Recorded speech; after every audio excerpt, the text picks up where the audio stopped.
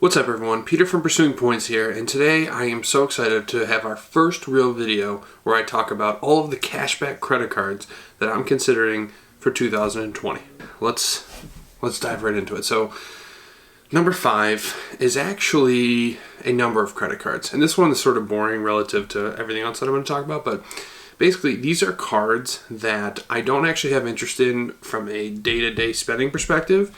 Rather, I'm interested in these for the sign-up bonus that they offer, which means that if I do sign up for any of these, I will sign up, make the requisite spend, and then potentially cancel if they have an annual fee. If they don't have an annual fee, I'll probably keep them for a little while, but the thing is, I prefer to cancel regardless because it allows me to then sign up again at some point in the distant future, even if for the same bonus. So these cards are just a couple that I found, and presumably there are more, but this is a good little list. And realistically, like, I am definitely going to sign up for, I think, 3 of the next couple cards that I'm going to talk about, which means these, I may or may not sign up for any of these, truthfully, but I am going to consider them. So the first one is the CEFCU MasterCard. CEFCU is a local credit union. They've got a MasterCard with a $100 sign-up bonus after very minimal spend. I think it's like $1,000 in 3 months.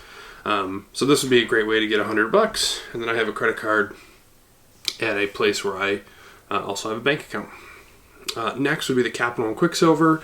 So this card is very similar to the Freedom Unlimited. You earn the 1.5% on all purchases, and it is a $150 sign-up bonus. Finally is the Amex Blue Cash Preferred.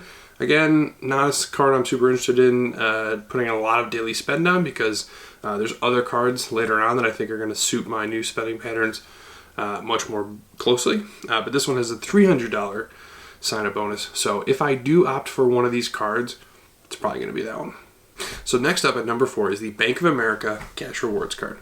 Now I actually had this card, I think 4 years ago, maybe even 5 years ago at this point. I signed up in branch. I don't even know if it had a sign-up bonus. If it did, I certainly wasn't able to take advantage of it. But anyway, I signed up when I got my first Bank of America checking account, which again was a while ago. I've since canceled it, so I don't currently have it. But I'm looking at it now because it has a very interesting earning structure. So the way this card works is you're able to select a category in which you earn 3% on all purchases. One of those categories happens to be home improvement, and one of the places where I am spending the majority of my money is at Home Depot. So this card effectively gives me 3% cash back at Home Depot in perpetuity, as well as Lowe's, which is another store I check out. I'm actually a Ryobi Tools person, so that's Home Depot specifically, but every now and then gotta go to Lowe's. Finally, this card has the $300 sign-up bonus, no annual fee, beautiful product. I don't think it'll be the first one that I sign up for, but it's definitely pretty high up on the list. Number 3, the Alliant Visa Signature.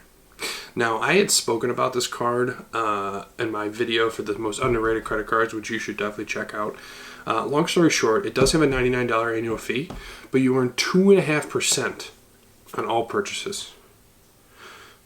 2.5% cashback on all purchases. Effectively, you're going to be breaking even after about $4,000 per year.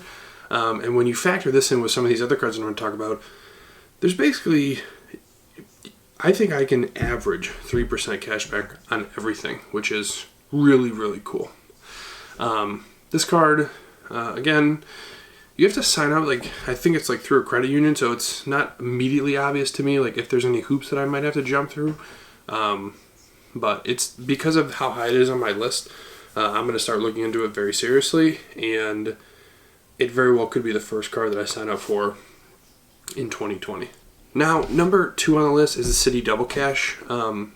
Basically, I would only choose the Citi Double Cash if I thought that I wasn't, if I didn't anticipate being able to spend enough to break even on the Alliant Visa Signature, or if I couldn't jump through the hoops necessary to sign up for that other card.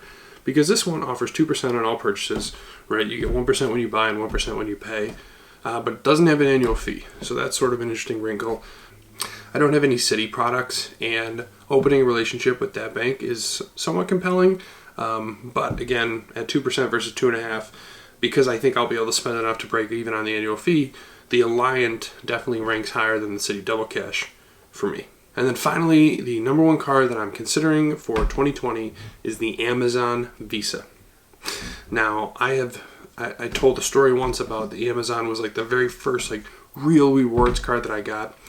I was very young, so while I was spending money on Amazon, it wasn't like a significant sum.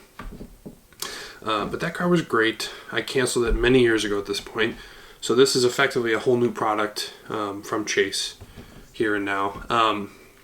Because I'm an Amazon Prime member, you earn basically 5% on all Amazon purchases. There are some other bonus earnings that you can accrue, but from my perspective, if I were to sign up for this card, the reason would be 5% on Amazon. Truthfully, at this point, I am spending hundreds of dollars per month on Amazon. I'm sure it would make me sick if I were to be like super scientific and actually write down the numbers for you all, but suffice to say, it's a fair amount. So between Amazon, Home Depot, and then everything else, 5%, 3%, 2.5%, I'm going to be averaging 3.25, 3.5 thereabouts if I end up signing up for those three cards.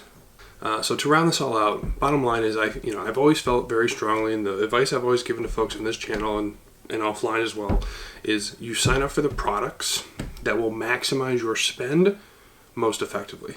So for me, Home Depot and Amazon, top two.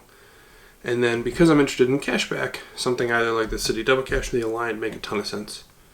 So what I would expect from a viewership perspective, after you've hit that notification bell so you can be updated, I plan to sign up for the Amazon card, potentially live on this channel, followed by the Bank of America Cash Rewards, followed by the Alliant at 2.5%. The reason that I'm doing the Alliant last, or the Double Cash, is that right now I'm using pretty much the Freedom Unlimited for everything, and that's valuable at 1.5%.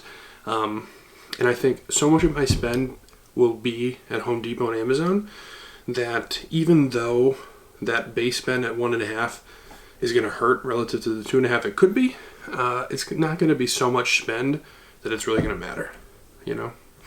So Amazon, Bank of America, Alliant, most likely those will be the three. But I do want to hear from you all. You presumably watched the previous video. If you haven't, here's a link. Let me know what you think I should sign up for, right? Again, I'm moving into this cashback period of my credit card career, if you will, moving away from the travel cards and into the cashback cards. So if there's something that I haven't mentioned or something you think that would really benefit me, be sure to leave a comment and let me know. Otherwise, I'm going to move forward with these products, and I look forward to bringing you all that content.